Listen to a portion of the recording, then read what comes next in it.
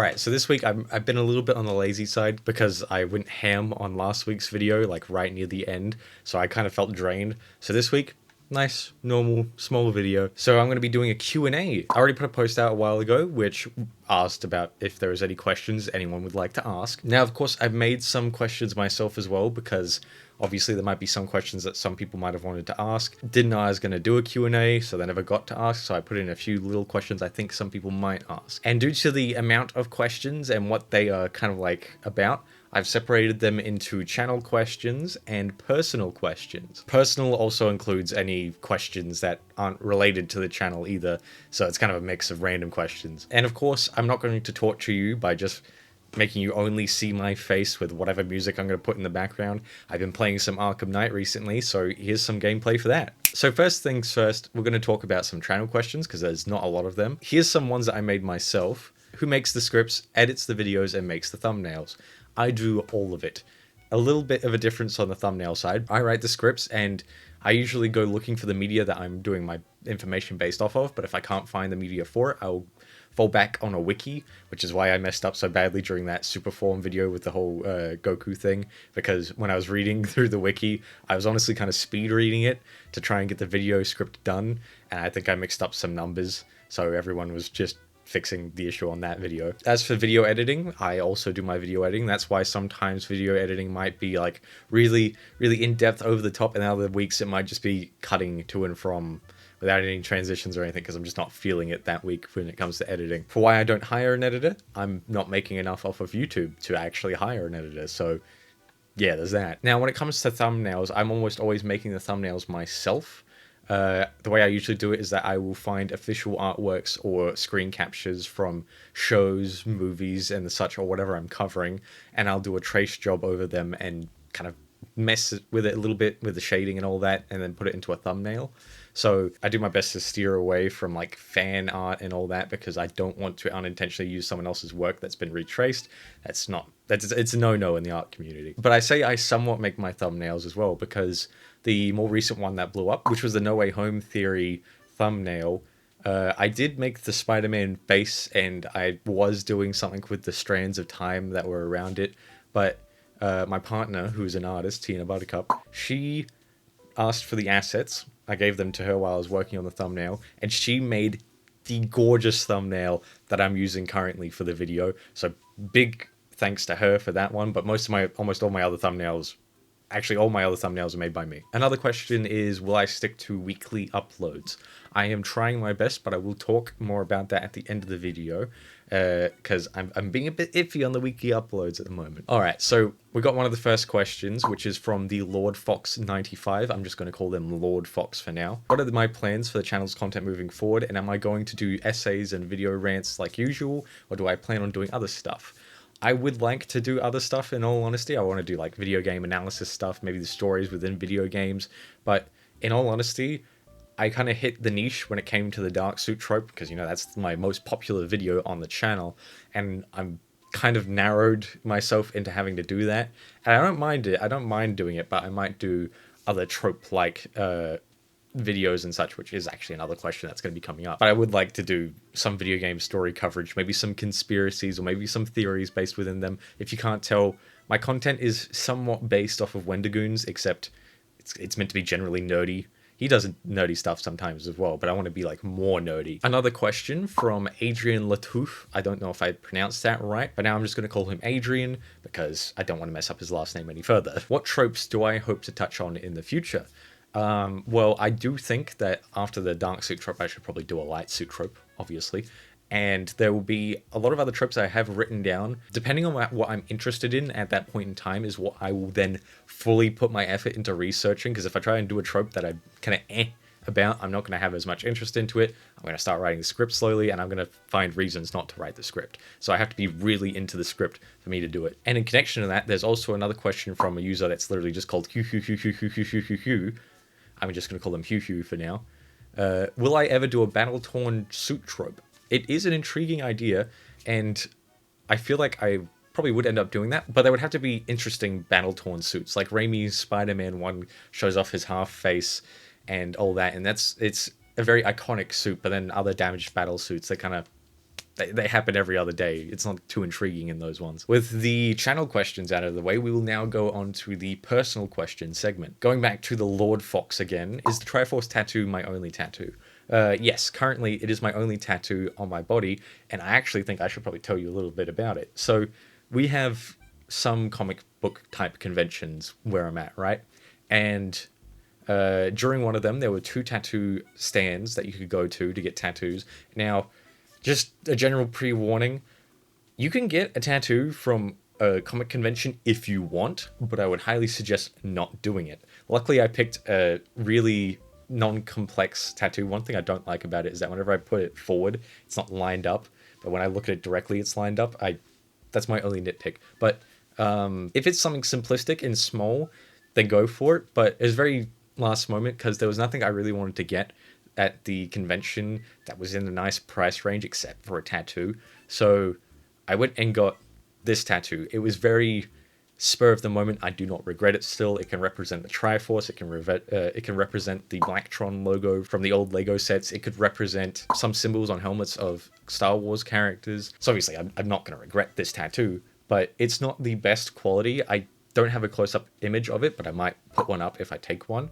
It's not filled in correctly, and some of the lines are just a little bit jittery if I stare at it for too long, but generally I just don't stare at it for too long, and not too many people notice those little issues. But I am planning on getting it re-tatted to an extent, maybe have it darkened out a bit more, maybe have it lined up a bit better to look less squiggly, and then maybe do an extension of like the Master Sword above it with some other details or something. It's still a work in progress. I don't have the money for a tattoo right now, so at the moment it's just the Triforce. Lord Fox also asks, have I seen the 2018 Masterpiece Upgrade? I have not. I don't know what that is actually. You know what? I could probably Google it while I'm here. Yeah, I've never seen this movie before. I might watch that in my free time. How do I feel about Moon Knight and how he canonically dated Spider-Man? Also a question from Lord Fox. I didn't know that he canonically dated Spider-Man, but I'm chill with it. It makes sense for Marvel to have done that. And for Moon Knight, for a character as itself, I've only really been exposed to Moon Knight from the Marvel MCU series. I never actually ended up reading the comics previously, and I don't know why I haven't, but it just never really came across as a comic book that I wanted to personally read. I probably thought that he was some kind of like inverted ripoff of Batman, in all honesty, when I was younger. But after watching the series, I realized that's not at all what's going on. And also another question from Lord Fox, have I watched the anime Redline? No. I'm going to look it up, though, just in case I have. It looks familiar, but I think that's just because he kind of looks a little bit like Space Dandy. That might be considered insulting to someone. I don't know. Again, I haven't seen it. Maybe I'll watch it. It does look intriguing, though, yeah. Adrian, from before, asks, most Ninjago fans grow up on the show, so are you a newer fan or an older fan? I am an old fan, but it's a little bit different than most. As growing up, I didn't actually have whatever service was showing Ninjago, and so I never really got to watch any of it too often. And my first experience to it was going to school and seeing these kids with the little Ninjago spinners with the ninjas in them, and I was like, that's sick as hell, what is this? And that's when I was told about the Ninjago series in general. And so I would ask my father about it, and he would get the initial movie, like the DVD version of it for me, and I loved it, and like a lot. So when there was a series that came out after it, I was like, hell yeah. And so my dad would get the series for me, so I would end up watching them over and over and over again. It was like the only thing I would watch over and over again. But more recently, I've kind of like stepped away from watching the newer stuff because it's very much changed, and there's only so much Ninjago you can watch before you start getting a little wary of it. But I still like Ninjago nonetheless. But yeah, I'm an old fan of the show. What's my opinion on Miraculous Ladybug, the new art style of Season 6, as well as some of the character arcs, and how the development for Adrian and Marionette's character arcs is absent from the new season? Also a question from Adrian. I'm guessing that they might be a Miraculous fan. I generally like Miraculous. I like the storyline. There's a few episodes that feel like weird filler that doesn't really do anything for the story. And then the first few seasons, they aren't released in a good order, so it's very confusing to watch it directly like between the different numbered ones because they aren't ordered correctly. So you get very confused about why they're talking about this one thing that hasn't happened in an episode yet.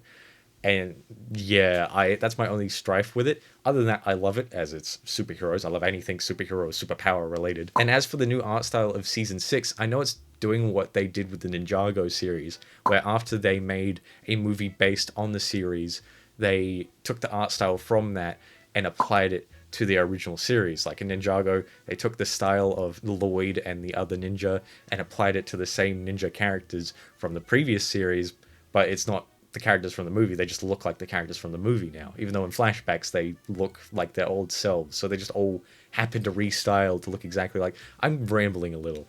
Yeah, so they did that in Miraculous as well. The movie came out, everyone was like, this looks pretty good. And so they would take that design philosophy and apply it to the series, and it kind of got amalgamated with their previous versions of themselves. Some of them came out good.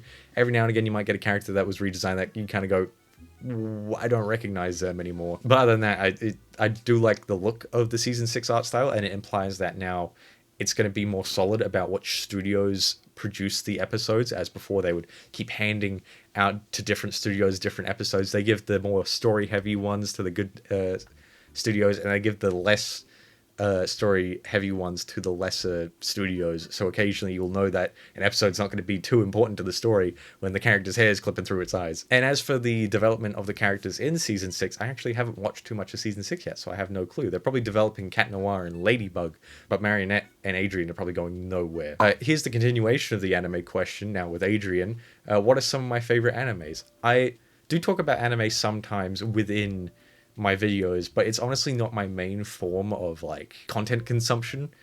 I still watch anime every now and again, like My Hero Academia. I love that because it's got superpowers in it.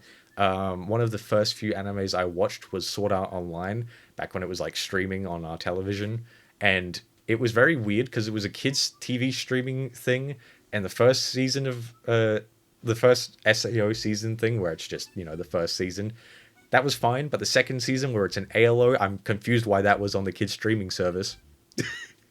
Did you see the ending of that? That was mind-blowing for my child mind. I was like, why is this on here? But then more recently, I've been getting into, My Hero Academia, Dan to Dan. There's some occasional other animes that I watch that aren't too memorable for me, but generally, if I had to list off, it's any of the ones that have superpowers in them that I am intrigued by. Now, this one's a bit of a hard question, and when I say a bit, I mean very. What is my favorite Spider-Man adaptation?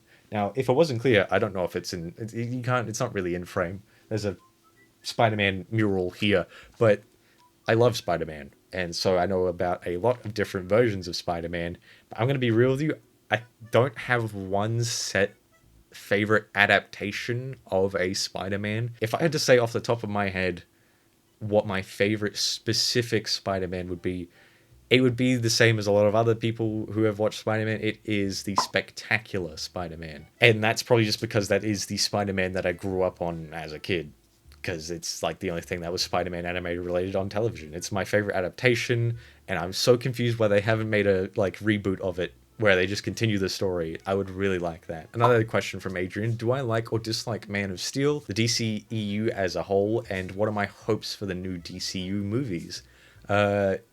I don't dislike Man of Steel, but I'm kind of on liking him. I like that interpretation of him, but it's not my favorite interpretation of him. I do like the Man of Steel movie, though. And then I think Batman vs. Superman made me realize that, like, maybe I shouldn't have liked Man of Steel that much at that point, because he did do a lot of damage. As for the DCEU in its whole, I never watched Black Adam. I didn't mind the Shazam movies. Never really watched Aquaman, but to be fair, I just don't really like Aquaman or anything ocean related. The Flash movie, I partially had hope for the Flash movie, and then I lost hope for it as I was watching it. The Wonder Woman movies were actually good. I really liked the Wonder Woman movies. I didn't know that much about Wonder Woman, so watching those movies actually helped me understand Wonder Woman a little bit better, even though I think she was meant to have been around a little bit before World War, maybe in the comics, I don't know. All I know is that I did enjoy some aspects of the DCEU, but it was kind of falling off near the end. And my hopes for the new DCU is that they keep the new Batman separate from the new Superman. I know a lot of people go like, but it's such a good clashing for characters and stuff, but they kind of both give off different kinds of worlds, is the best way I can say it. So Another question Adrian has asked is, what are some things I would like to see from the upcoming Batman Brave and the Bold movie? Now I'm going to quickly Google who made the Batman Brave, or who's making Batman Brave and the Bold, the movie, because then I can make my understanding of it. Oh no, it's set in the new DCU. Okay, so obviously the Batman Brave and the Bold is meant to be the introduction to the Superman DCU Batman, right? And then the Batman separately can stay the Batman, so we can still have that dark, like grungy kind of like emo like Batman, and then the new DCU Batman can be a little more hopeful because apparently it's going to have Damian Wayne in it, which implies that Nightwing and Jason and Tim and Barbara, all of those previous Robins and Batgirls are out of the way, unless they're going to be starting from Damian, which would be wild. But it's probably going to be more of a upbeat type movie. It's not going to be entirely like Superman upbeat, but they're going to at least have Bruce Wayne genuinely smile once or twice in the movie. But yeah, that is some things I would like to see from the movie, is for it to be a more colorful suit, but not like in your eyes colorful. Like maybe it's a bit more of a gray rather than a black, some form of yellowing around the symbol, maybe give him a little bit of a tinted purple cape, but obviously don't go all like heavy, muscular, dark, like, oh, obviously Arkham Batman. Arkham Batman's probably a good representation of what I wouldn't want the new DCU Batman to be like. I still want him to be dark. I still want him to be a little bit grungy, but I want him to be able to make a very rare joke and have a very rare little smile, kind of like the animated universe Batman. A bit of more of a random off the side question: am I religious? No, I am not religious. I don't know if the right terminology is agnostic or atheist. It's the one where, at the moment, I don't believe in gods at all. But if I'm kind of open to the idea of some form of higher being existing, but I would need some like in my face, standing right in front of me, lightning shooting out of his hands, proof kind of like deal for me to actually believe in it. Because so far it's just writings and books and stuff, and I'm not entirely trustworthy of that. Of course, I'm not anti-religious either. You believe in whatever the hell you want to believe in, as long as it's not a cult and you're not trying to shove it in my face. Another question from Adrian is, if I had to pick a hero and a villain from DC and Marvel to be my favorite, what would they be? That's more or less what the question says. I rewrote the questions on a document so I could read it in one go, so the words might not match up exactly. This is a hard question, because obviously Marvel, it's going to be Spider-Man, with Iron Man coming in a close second, and as for villains, obviously, since I like Spider-Man that much, I'm falling along the lines of Green Goblin. But again, I haven't got that much exposure when it comes to the Marvel universe, when it comes to their villains at the very least. Maybe I could get away with saying Scarlet Witch, because she is kind of villainous. Maybe Magneto, because Magneto usually has a change of heart, although he's a very jarring person, because he's meant to have survived World War II in a camp, and then he proceeds to do exactly what the people he disliked were doing. As for, I'll put that to the side and I'll look at DC. DC, favorite hero was originally Batman. After the Superman movie, they're kind of fighting for the top now. Superman and Batman kind of fighting for the top of my favorite superhero list. Now, as for villains, I'm going to be very specific about the villain. I'm going to say the Batman the White Knight Joker, because he is so jarringly different from a lot of the other Jokers, because he has another personality within him that is meant to be a stable-minded Joker, which means that he's not going to be committing as many crimes that are considered like generally evil. I don't know, I just like that Joker. I don't know why I'm going so in-depth with this. I don't have to be in-depth with this. Alright, so Hugh, again from the other questions. There's a decent list of Hugh's questions. What are the implications of the Ben 10 and Generator Rex crossover?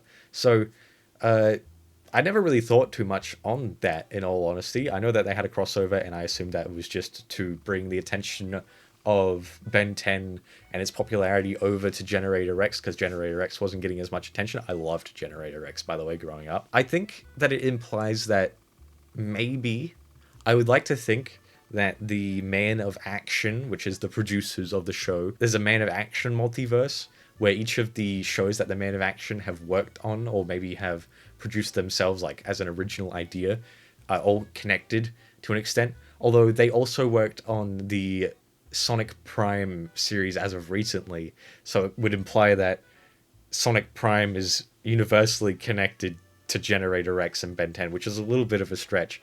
Or maybe the implications is more that the nanites could have brought themselves over from the Generator X universe into the Ben 10 one, or maybe something related to Ben 10 leaving behind some form of alien energy in the Generator X thing. I gotta rewatch Generator X, man. I haven't watched it in a long time. The next question, also from Hugh, have I interacted with any RWBY content? I don't know if I can abbreviate this into a word of just Ruby, but I'm just going to abbreviate into Ruby, even though some people might not like that. No, I haven't, actually. I know of its existence. I don't know its plotline. I know they did a crossover with DC, but I haven't actually indulged in any of it. I don't entirely know why I haven't. It's just never really been that intriguing of an idea for me to watch. So, no, I haven't actually watched anything in relation to RWBY. Another question from Hugh is, do I have a spider sonar? Now, yes and no. The spider sonar is that it's just me as a person having spider powers, although I think most people are doing that for their spider sonars anyway. So I occasionally make a suit that I would personally wear as Spider-Man if I were Spider-Man, and it's something along the lines of this. But obviously, it's not an in-depth character with an in-depth backstory or anything like that. I don't know if it classifies as a spider sonar. It's just kind of what I would wear as Spider-Man. What are my favorite fan fictions? I haven't really read any that much, at least in recent time. I used to read a decent amount of them during high school, but I kind of stopped doing that. So yeah, I don't really have an answer for that one. Do I read Sonic comics? I've been reading more of the recent ones, and I want to read the old ones before the new run of them, but I can't find them anyway. But yeah, I've been reading the new ones, and I'm enjoying them on and off. I think my favorite run, which I think everyone else's favorite run of it, was the Metal Virus Saga. I don't know if it was called something else. It was the one where Dr. Eggman wanted to make robots out of organic matter, and so he made this thing that'll attach to someone, it makes them into a robot, so on and so forth. And he accidentally made a plague that no one could really control. There's a whole bunch of alternate universe things that fans make that are in relation to it, which look really neat. Do I have a favorite Transformer? I don't watch all the external... I watch a lot of mainline Transformer content, like the movies and like the live action movies and then more recent animated one, and I watch the series as well.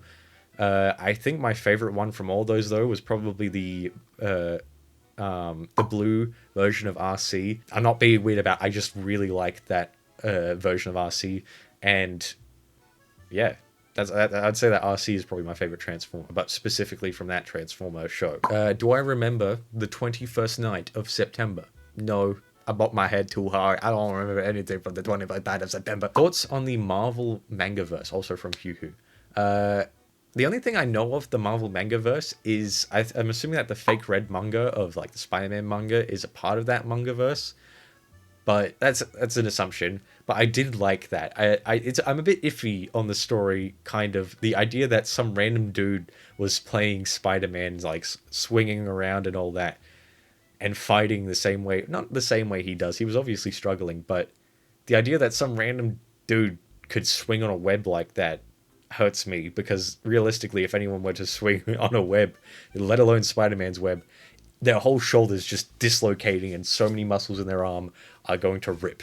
But that was my only issue with it. I like the story, though. And the last question from Hugh is, have I had a good day today? Yes, I went shopping today.